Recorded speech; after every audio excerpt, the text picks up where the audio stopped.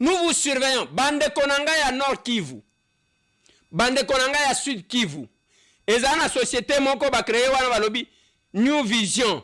Bazobi misango loko la société ya gardiennage. Société wana soki bazuyo bakeko faire subir yo formation paramilitaire d'abord. Après bakolati se yo sokoto pour t'utiliser comme chair à canon. Parce que les militaires formés étaient. Bamoni lokola batu bazo résister balingi kokota biloko na bango wana te nde babandi toko futa bino mbongo eza musala kuya huku ni kazi yenye hakuna aina kiaskari hapana ni kazi yenye aiko kazi ni kiaskari njo yenye beko na leta muile New Vision yenye bana créer niko na wanjina hapa ya ba prêtre no benye banatia na ile société ni ya Kabila bale benye munaona sawa ba patron abiko ba patron ya ile société. Et voilà pourquoi nyonso wana oyo ba tcheche lokola ba patron baza ba patron nangote. C'est Joseph Kabila a monique ba Nord Kivusien ba Sud Kivusien po bazala ki bazwi batu na makasi kuna siko bazozwa ba étudiant bazozwa ba élève bazozwa bango ke te lokola passe ezali ba sali système moko wana lokola passe ezali qu'est-ce qu'on fait? Il faut tout ça un effort pour que to kotse bango stratégie mususu ekosimbate bande konanga na lobaki na bino ke bitumba soki otali langage na bango changer ba muso ba comité Kinshasa zani biso to na posa Kinshasa te biso tozo luka tozo bunda pona république na biso ya Kivu bino bolobaki ke au mois de juin bo koma Kinshasa bokomi na niveau nini les escrocs comme ça lokola basi ba beti bango egogo et pas tata na bango Kagame po ba lobi na ye les dialogues aux États-Unis makambo salem entre deux pays, le pays agresseur qui est le Rwanda et la République démocratique du Congo. Bino ba commissionnaire Bokodoka. La patrie ou la mort. La patrie ou la mort. La patrie ou la mort. Ou la mort, nous vaincrons. Hier, Joseph Kabila a yambaki Bertrand Bisimwa na Corneille Nanga à partir à Goma. La guerre de l'Est, plusieurs villages et où tu vois mais pas armée rwandaise na ba supplétif na bango to bengi le M23 na territoire ya Walikale. Walikale menacé plusieurs villages armée rwandaise à Botola ou Tamukola lobi. Constant Mutamba, l'actuel ministre de la Justice, les lois à cause à la auditionné dans l'Assemblée nationale. Vous voyez que le procureur près à cour de cassation a ça qui réquisitoire moi déposer qui na niveau de l'Assemblée nationale pour l'ongola ba immunité à l'actuel ministre de la Justice. So ko bango na émission na biso mokola lelo sans plus tarder et ça dit bon les serviteurs na bino na kombo Jonas Ngandu surnommé Charles Onana. Kaka ndenge tolobaka pour l'amour du Congo tokokanga mon côté le Congo c'est notre dénominateur commun. Le Congo appartient aux Congolais. Comme vous le savez tous, Tata Mokonzi Nkolo ya kala na kombo ya Joseph Kabila Kabange oya dirigea Congo pendant 18 ans. Oya lobaki, je ne vous dirai pas adieu mais je vous dirai à bientôt. Lors ya remise et reprise entre ye na Tata Mokonzi Nkolo babengi Fachi Beton et pas na ye azwaka mboko lokola royaume na kolobela bino te ke na kei mais na kolobela bino ke kala mingi te na kozonga bolandaki discours na ye asalaki uta mboka ya Afrique du Sud ntango asilisi na discours wana ya kolakisa lolenge kani mboka ezali dirigé mabe alobi gouvernement oyo eza gouvernement ya tyrannie. On sait que quand on parle de tyrannie ezali gouvernement oyo ya ba dictateur eza gouvernement oyo ya autorité eza gouvernement oyo ya répression. Mo tyrannie oyo ya utilisaki oyebi na mboka na biso bato bazala makasi na ba mo tyrannie nini atali na dictionnaire batangisi ale abandi koloba n'importe quoi mais tout le monde a fait le lenge kani Après avoir koloba discours wana uta mukolo ya dimanche na 23h anyataki makolo na ye na ville ya Goma. Ya lobaki ake na Goma pour des raisons de la paix. Koluka lolenge kanya luka kimia. Mais akoka mwezali tazo kende sikoyo armée étrangère oto bengi armée rwandaise ezali ko contrôler na ba supplétif na bango oto bengi le M23. Asuki siko kende kaka pamba te uta mukolo ya dimanche. Mukolo ya lundi abandaki koyamba batu. Mais avant banda koyamba batu akendaki na base militaire ya Rumangabu. Akomi na Rumangabu kuna atali lolenge kani armée rwandaise oyo ezali ko enrôler bandeko na biso ba jeune na makasi ateli lolenge kani bazali ko pesa bango formation. Ye mutu ake ko luka kimia. Mais akomi tina ba base militaire kotala lolenge kani ba militaire rwandais bazali kopesa ba ndeko na biso ya este oyo bakangi na makasi formation militaire. Kabila silisika wana te. Hier on nous signale que ayambaki Bertrand Bisimwa ayambaki Corneille Nanga basololi bango nyonso tout mais prendre biso que masolo nezalaki en huis clos basololi d'une manière discrète basali ba projet nyonso bango basali wana oyebi ke projet na bango ezali pona ko balkaniser est ya mboka na biso basuki sika wana te lelo basali ko signaler biso que Joseph Kabila koyamba ba force vive ebele oyebi ke ya zolobela mingi pacte citoyen basango balobelaka pacte social soki otali omona kaka no eza oloko moko ezali komema biso na deuxième dialogue intercongolais oyo toyebi souvenir ya mabe ya premier dialogue intercongolais oyo esalemaka na Afrique du Sud. Deuxième dialogue eza premier dialogue boyebi ememela biso brassage ememela biso 1+4 vice-présidents na président moko ememela biso brassage mixage. Deuxième dialogue oyo zoyoka ba pacte citoyen ya Kabila oyo zoyoka pacte social ya basango na SCC eza pona komemela biso deuxième dialogue intercongolais bis oyo brassage na mixage ekosalema oyo ba vice-président baza déjà prévu bakozala oyo ekomema soki tokozala maele te cette fois-ci balkanisation totale ya mboka na biso. On n'aura pas la paix na ba biloko nyonso ebengandi ba pacte.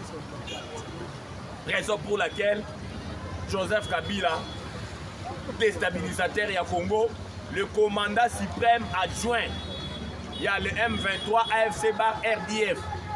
Ils alliés parce que Yakobo Mbezali sous-fouté par révélation nyonso yo et l'Obama kakala et pas tata mokonzi ekolo et pas Eric Kubo azalaki conseiller en matière de sécurité au Tanzanie à Estrada qui est et là qui le long noir sur blanc le déstabilisateur il y a est ya mboka na biso c'est Joseph Kabila tata mokonzi ekolo ya kala o dirigea Congo na chance solo ko pamba ayaki na babot abima multi-milliardaire mosolo ya zwaki na Congo ezalaki pona koboma ba Congomani toyebi ke ba Congomani bo comprendre que essence ya ba velléité ya déstabilisation ya Joseph Kabila Kabange autre surnommant Hippolyte Kanambe son vrai nom bazali ko signaler biso que plusieurs cadres ya PPRD o babimaka mboko na Nkuku basi ba rejoindre ye déjà na Goma babi mususu bayaki lobi bakinka ya Binkarubi ba John Numbi bazali ebele basali bloc oyo d'après les informations de notre possession bako déclaré mouvement moko boya makasi parce que boyebi te objectif na bango ezali il faut bazonga na pouvoir coûte que coûte mais tomoni lolenge kani uta mukolo alobi ba tuerie na ville ya Goma vous n'aurez même pas l'idée.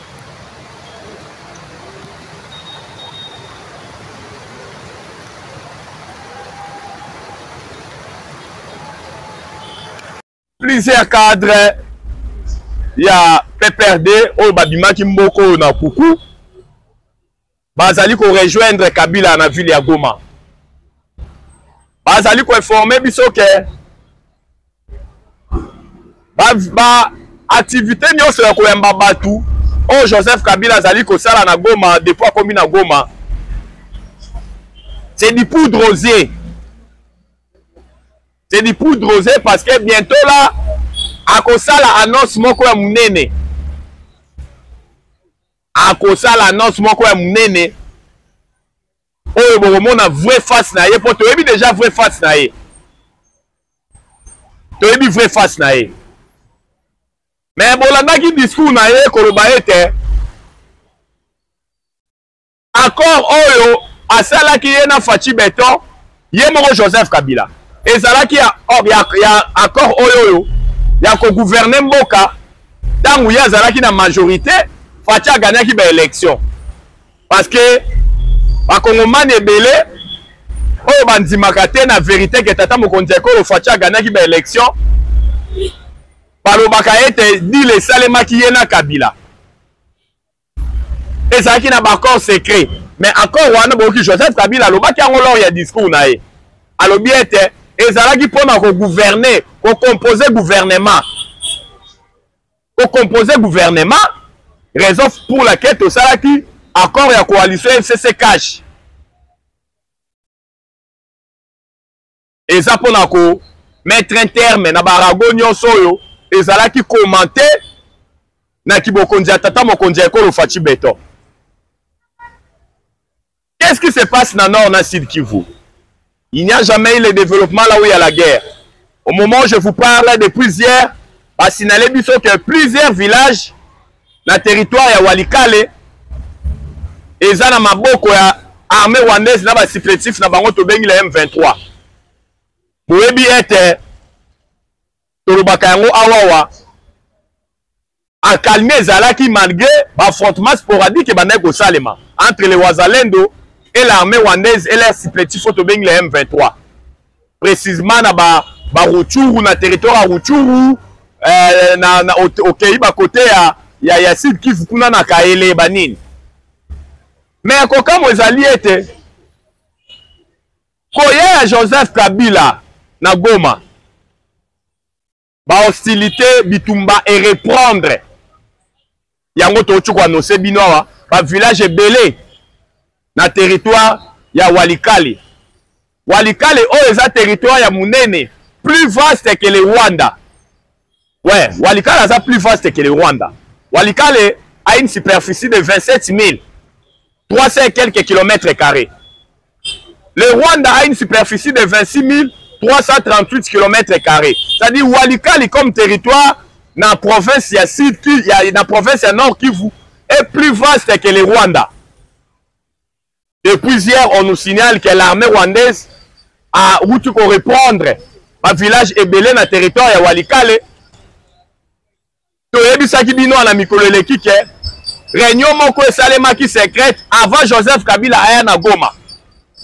Réunion wana batu bazalaki na kati ya réunion ezalaki ministre intégration régionale ya Rwanda James Kabarebe oyo États-Unis a sanctionnaki Angela ses avoirs. Réunion wana baprendaki biso Corneille nanga azalaki Bertrand Bisimwa azalaki des officiers supérieurs ougandais bazalaki des officiers supérieurs soudanais d'ici bazalaki kenyais bazalaki parce que tolobaka yango la guerre de l'Est tobunda na banilotique tobunda na communauté des États d'Afrique de l'Est banilotique bato aketo bato azua bango tellement balorniaka bomengo ya Congo badonkaka biso batalaka toujours bomengo nzamba pamboli biso po mundela lobi Congo eza scandale géologique pa minéraux nyonso stratégique on a mokilo kokuta te okokuta yango na Congo. Raison pour laquelle communauté des États d'Afrique de l'Est oyo ezali kokambama par le président kenyan na kombo ya Ruto oyo misu na bango ezali ga kotala kaka bomengo ya Congo. Quand on parle du M23, la plupart ya milices bazali ko composer M23, ba terroristes bazali ko composer M23. Ezali ba Shebab, ezali ba Kenyans, ezali ba Soudanais d'ici, ezali ba Ougandais, na armée rwandaise mobimba, oyo a déversé plus de 15 000 hommes. Oh, tisiko bazali na est ya mboka na biso. La résolution 2773 applicabilité na yango ezo poser toujours problème. Oyo esengi oyo kondanaki armée rwandaise oyo esengaki na ba troupe rwandaise babima na territoire na biso. Mais ezo souffrir ti lelo na applicabilité nango. Alors que ezali résolution oyo ezalaki pondu par l'organe suprême ya ba prise de décision à mokili. O babengi Conseil de sécurité des Nations Unies. Mais il n'y a pas suprême aux alliés. Applicabilité n'a pas posé problème. Raison pour laquelle le fait qu'il y a une condamnation forte des actes contre le Rwanda, une sanction forte des alliés contre le Rwanda. Raison pour laquelle nous continuons à la salle besoin na bango bazali ko sa na mboka na biso. Yango bomoni lobby ba village na territoire ya Walikale et Kwei armée na biso azako observer cesser les faits ba wazalendo bazalaki na ba village na bazalaki na obligation ba ça la repli parce que armée rwandaise a procédé qui na débordement o bazalaki na obligation ba ça la repli yango toye ko interpeller la communauté internationale toye ko interpeller ba kongomani nyonso. La guerre de l'Est, ce n'est pas une guerre pour Fachi Béton. Fachi, c'est un humain. Il partira. Mais le Congo, c'est notre dénominateur commun. C'est le pays de nos aïeux. Tout le Bélaga Congo, tout le Bélaga individuité. Parce que le Bélaga individu, quand on a le bien Moutoko Kende, même Boka et Kotikala. Pour tout le monde, on a Congoman et Belé, et ça, Bitumbanabi, IDPS. Non. La guerre de l'Est, oh, les a 3 décennies. Plus de 30 ans, plus de 10 millions de morts, plus de 500 000 femmes violées, plus de 110 000 hectares dévastés. Et ça, Bitumba Fachité. Mais Fachi a un déco déboulonné, empire du mensonge, il y a les sanguinaires Paul Kagame. Oh, il y a pendant 30 ans, caractérisé par l'omerta, c'est-à-dire la loi du silence de la communauté internationale. Mais Fachi a déboulonné la loi du silence wana. Oh, les Alaki bazo bomba congolais, communauté internationale et golobate. Oh, les Alaki bazo violé, bakolobate. Mais Fachi a déboulonné yango. Moussala tata mokondiako Fachi beto asali. Ngana zo benga ngo eza astronomique. Eza ezali, je ne sais pas, eza incommensurable. Le travail que Fachi a bâti. Il y a qu'à déboulonner un pire et mensonge à Kagame. Il y a qu'à rendre l'élo Kagame faible dans le Rwanda. Il y a qu'à rendre sanctions économiques ont infligées contre les Rwandais. Autrefois, les Rwandais soutenus par les Occidentaux. Aujourd'hui, dorénavant, même Occidentaux ont sali rétro-pédalage. Puis même les Rwanda Moussolo. Ils sali qui est touché dans la balance commerciale à Rwanda. Ba minero Rwanda zaki ko kozwa na Congo koteka azoko wa koteka yango lisusu te parce que ba minero on a déclaré ba minero za na zone rouge et sali ke et memi kopime la Rwanda mosolo wana na ba pays bande ko soutenir ye et créer o ba benga na économie ba effet d'entraînement o impacter na économie rwandaise et toucher directement Nanini na foi rwandais. Oh, ils ont perdre valeur chaque jour, ils ont se déprécier.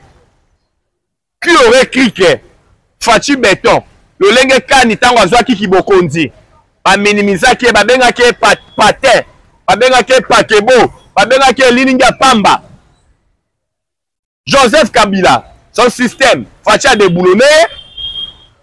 Asili si ko déboulonné système ya Joseph Kabila. Oh, Fandagi Namboka Mobimba a déboulonné maintenant empire ya mensonge à les sanguinaires Paul Kagame. Fachi aza muto photo bete la maboko. Ngala oba même to sale la monima. Ona oyo asali na mboka na biso.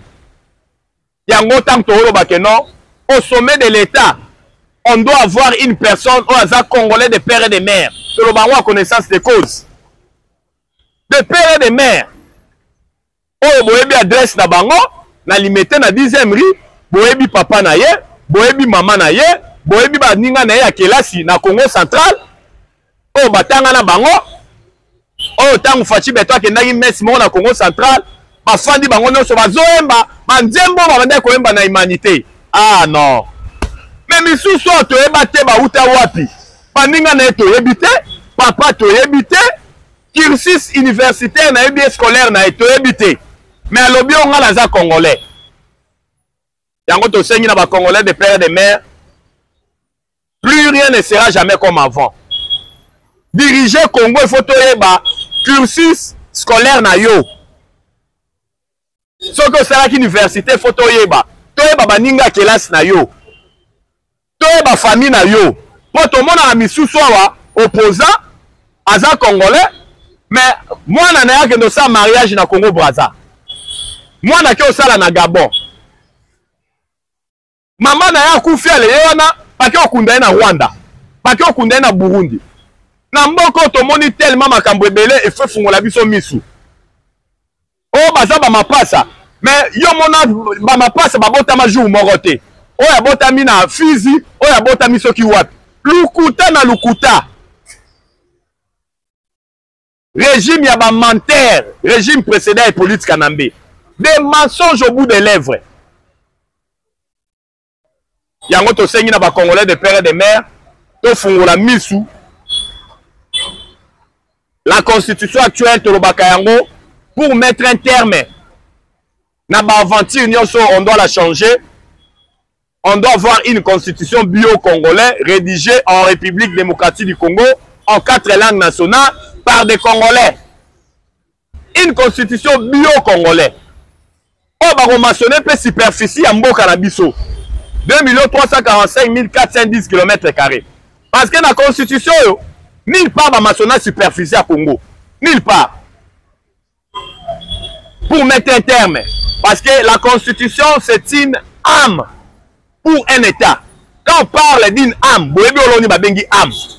à partir de la constitution, on a une disposition constitutionnelle, nous avons évoqué. Et puis, plein de parce que la constitution est une âme. On ne peut pas badiner avec la constitution. Ezali mobeko ya yambo, mobeko li kunzi. Tokozonga à longueur à large na bémission ezali koya na makambo etali constitution. Obo tunaki biso tolobi ke tobosana ki yango te. Mais tozalaki un peu distrait na bitumbo ezalaki na est ya mboka na biso. Mais le débat sur le changement de la constitution et koya avec puissance move, vous n'aurez même pas l'idée. Et puis Rosala directement changé parce que la guerre de l'Est, quel que soit Bamangungu, ou armée rwandaise dans la M23 bazali kosala, quel que soit Bamangungu, oyo Joseph Kabila, Agnati Makolo na Goma. Mais retenez la date d'aujourd'hui, la guerre de l'Est est déjà conjuguée au passé. Nine s'il a raté 30 ans de guerre, c'est fini. Donc maintenant dans Maïmatali justice, la Bible nous dit la justice élève une nation, mais la justice congolaise est enterrée une nation congolaise. Le chef de l'État Fachi Beton, quand il est arrivé au pouvoir, il a constaté, il a dit que non, la justice de mon pays, elle est malade. Maintenant, il fallait choisir un médecin pour administrer une thérapie pour que la justice congolaise guérisse de sa maladie. Yango to mona gi lolenge kani. Tata mokonzi ekolo Fachi Beton. Abande ko luka l'oiseau rare. L'oiseau rare wana luki. Aye ko tomber pa ya Constant Mutamba, opposant. Constant Mutamba ye. Alobi bon. Yo docteur Constant Mutamba. Administrer une thérapie, traitement pour justice mboka na ngai on a remarqué sa maladie ebika. Constant Mutamba bandi ko administrer une thérapie avec des réformes, l'insaisissabilité des comptes des trésors publics et des sociétés privées. Pour éviter que Namboko tozalaki na ba procès, un individu a fourni société à l'État, surtout ba indo-pakistanais. Va créer procès en connivence na ba magistrat, va fourni société étatique. Pour comment na monsole ko bimebele, ezaka ya ba onatra, to mona ki yango. Na tata to bengi na kombo appeler mongo o azana makala.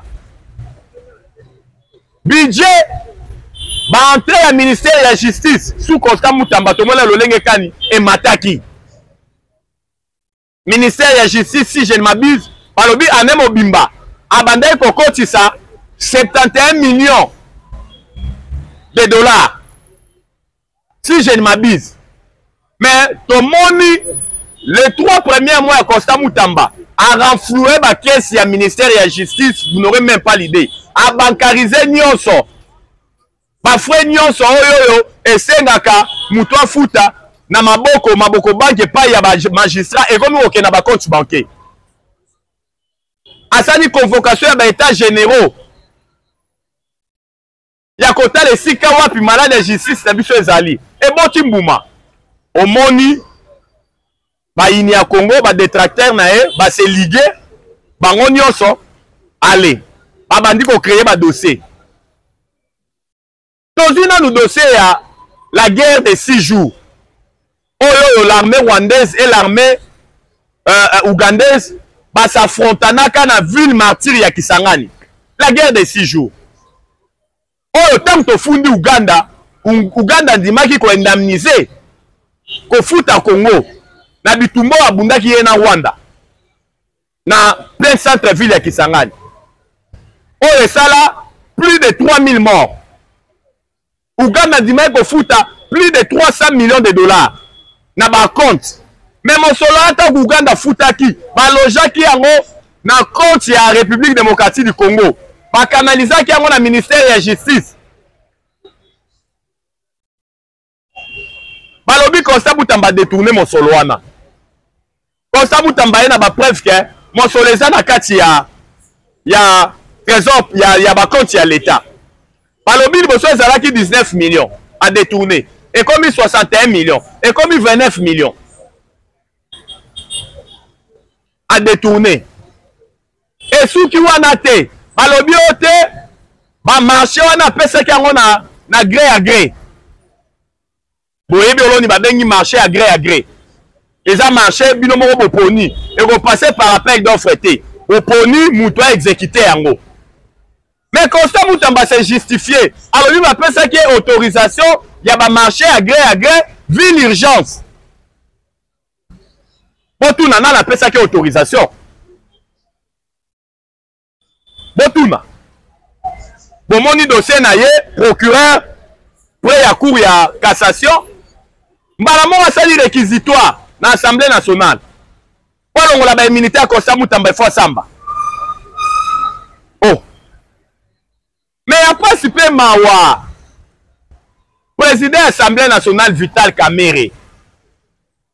Bayoki Azolo Balobi, ces petits-là, on va les pousser à la démission. Président de l'Assemblée nationale Vital Kamerhe doit Ningi Kingi. Et ça libiso passé. Tu comprends que ils ont un cabal mobimba.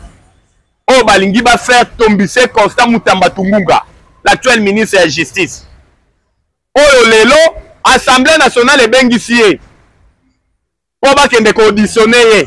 Mais tu as dit que c'est un complot bien orchestré. Pour pas faire taire. Malon la immunité na ye. Et ça lui passe pour mawa. Parce que du moins, on peut tout dire. Constant a parfait. Quelque part, à ça, il peut populisme, mais Constant Moutamba, on doit se le dire, après si Bakongomani une lueur d'espoir, depuis a commis ministre de la justice, Baka ils a tellement les gens. Tous exemple dans KPLZ, tant Constant Moutamba commis ministre de la justice. Tout le monde a dit le lenge kani na KPLZ, na commune ya Lingwala. Ba maman bazalaki de guerre pris par la force. Balobi KPLZ, ezalaki a famille Mobutu. Mais Constant Moutamba, après avoir mené une investigation, qu'on a donné un certificat d'enregistrement, Constant Moutamba conclut que Bangaki, Baboto la Batu, Mapang na Bango, Bato Bafanda Bambula na Bambula, Bayako Boto la Bango, Mapang Balobake, Ezalika, quand il y a PZ na Lingwala, Ezali à famille Mobutu. Constant Moutamba a rétablir. On a vu sur le droit na bango. Oh, déjà plusieurs familles, parce qu'il y a déjà des guerres dans l'opération Wana. tomoni bamama maraîchère ya njili oyo bamonaki bisika oyo bango balonelaka biso ndunda pondu masangu bayeboye babengani bango oyo basombi esika wana ntango Constant alandeli ya non botika oyo eza esika bamama na biso balonaka ndunda nani asombi yango eza esika leta baka eza tellement légion na musala oyo Constant Mutamba asali mais toye kotelemelaka badongolo miso ya Congo toye kotelemelaka badetracteur na ye oyo biso toye peut-être kointerpele ezali sortie médiatique asalaki sortie médiatique ye Constant Mutamba asalaki koloba ete koluka guerre verbale moko ye na procureur près ya cour ya cassation esalaki mpenza bien te il fallait qu'à garder rang na ye ya homme d'état un homme d'état azalaka moto oyo basortie médiatique pamba te un homme d'état c'est une personne aza charismatique ntango azoloba au bon moment et puis ntango azoloba makambo na ye faut toucher eza olo peut-être tokoki koreprocher attaque homme d'état à se méfier na basortie médiatique ya modèle wana ya koluka banani ba guerre verbale. Il devait d'abord garder son calme tout en état que oh tout balobi wana ezali orchestré pona koluka lolenge kani ya koternir image na ye na musalo ya sali mais c'est ça qui fait na kosala olongo tu kosala ya cela des jours passés na ministère ya justice mais tosengi na bakongomani nyonso tout tosengi na tata mokonzi ya ekolo Fachi Beton attaque magistrat suprême dossier Constant Mutamba. Tata mokonzi ya ekolo, vous devez avoir un œil regardant. Vous devez avoir un œil regardant dans le dossier wana parce que complot est tellement munene lelo bakonditionné mais toyebi déjà agenda caché na bango. Agenda caché na bango ezali ya ko faire tomber, il doit tomber. Yango tolobaki awa tango toyoki ba propos ya Vital Kamerhe akanisa ki balongoli caméra so ekokota na mikote mais so ekotisi na miko koyoka Vital Kamerhe koloba ce petit là to repousser na démission. Il faisait allusion na ministre ya justice Constant Mutamba Tungunga ezali pasi pe mawa yango tosengi na bakongomani nyonso tout tozolandela dossier miss na biso eza ga si réellement bakolakisa culpabilité na ye la justice fasse son travail mais lokola biso toyebi déjà que ezali complot ya conglomérat ya ba détourneur oyo bamoni ke Constant Mutamba a constitué une pierre d'achoppement pour na ba détournement na bango ekomaki monnaie courante na appareil judiciaire en connivence na ba politique otelemeli yango toye ko interpeller tata mokonzi ekolo Fachi Beton. Détournement eza oloko ebomi mboko oyo détournement eza oloko ezongisi Congo sima. Nous voulons des lois drastiques, des décisions fortes contre les détournements, contre les détourneurs. Moutoua yibi, deniers publics à l'État. Il faut qu'on ait des mesures dissuasives. Que tango yibi, qu'on bimisa mobe quand même, s'il faut qu'on pendre les détourneurs na place publique, n'enge mobuto zalai qu'on pendre. Bato yo bandai ko telemelaye. Et si ka batongi stade des martyrs, o babenga place des martyrs. Basala yango pour ba détourneur nyonso. C'est une façon ya ko dissuader bato basala ba velléité à ko détourner. Parce que détourner zozong sambo na biso sima. Muto a détourné aki afandi na makala pendant 6 mois une année abimi na ye. Ba million nyonso aziwana akoli yango ye na famille na ye à l'aise. Et puis bango ba détournaka ba millions. Imaginez to lo bango na ba émission nyonso. Ba pesi yo $1 million ba congolais de père et de mère. $1 million. Balobi par jour liaka $50. Soko beti calcul par jour. papier 1 million babi par jour, il y a 50 $. Au colia pendant plus de 50 ans. Par jour, il y a 50 $. Au colia pendant plus de 50 ans. Et ça, là, ça lolenge kani. Mon solo, batu ba détourner na mboko yo. Et ça m'a séquité. Tant que vous avez 1 million. Et ça, mbongo ya m'a séquité. Avec 50 $ chaque jour, au lieu pendant plus de 50 ans. C'est-à-dire, na ba âge to komi na yango. Okoku fa otiki yango. Tant que vous avez 30 d'années, vous avez 40 d'années. Et c'est espérance de vie et assure à plus de 50 ans de vous avez. Au par jour, on a 50 $. Tu as vu le lenge kani, biso bakino to vivaka. Mouto a tika 50 $ par jour. C'est gaza ministre. C'est gaza mandataire. C'est gaza là un organisme moko ya ma sécurité. Kotika la maman 50 $. C'est gaza ministre ou bien mandataire. Parce que 50 $. Et les kebele. Vous voyez que bakino eza so que tu kebele. Ebele ba 10 $. Mama zwala mbaba na balia l'essentiel bakanga esiko yo bazo ka passe. Esiko nzale etumbi bango. Bakino bazo tikela ba mama ba 20 000 francs, misusu ba 15 000 francs, misusu ba 10 000 francs. Mais, bato bazali ko détourner ba millions. Mais pas si peu ma pas na biso ba congolais zali ke tangu muto a détourner ba millions au détriment du peuple congolais, au détriment ya biso ba kongomani. Ba ye ba pesi au 5 000, 10 000 billets verts. Au leki nous les ressortissants des. Nous les ressortissants des. Te ko telemela, bolingi bokanga mwana ya mboka na biso. Mais moutou a détourné pour na ilibota na ye, na famille na ye, na ye moko.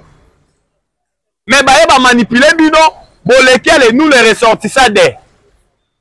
Moko zo continuer ko kufa. Province na bino moko esika ya uta, ezo continuer ko kufa. Yango to sengi na ba congolais de père et de mère, to linga mboka. To linga ba individuité.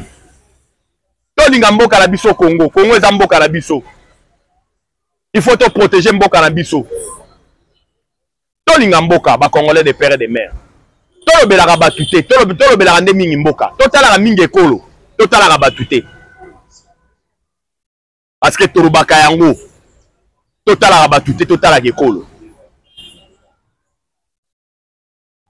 Ya kolobeza ke bele boyebi ke émission na biso ezali kambu ya ba chaîne na biso ezali kambu ngunga.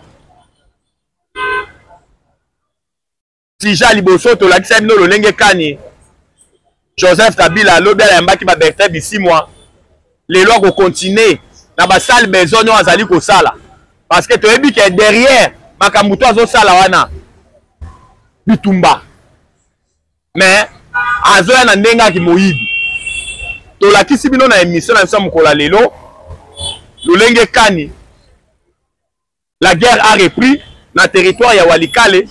Oyo banyanga la kata ba terroriste les M23 na armée rwandaise bazwaki quelques villages lobi na territoire ya Walikale na province ya Nord Kivu.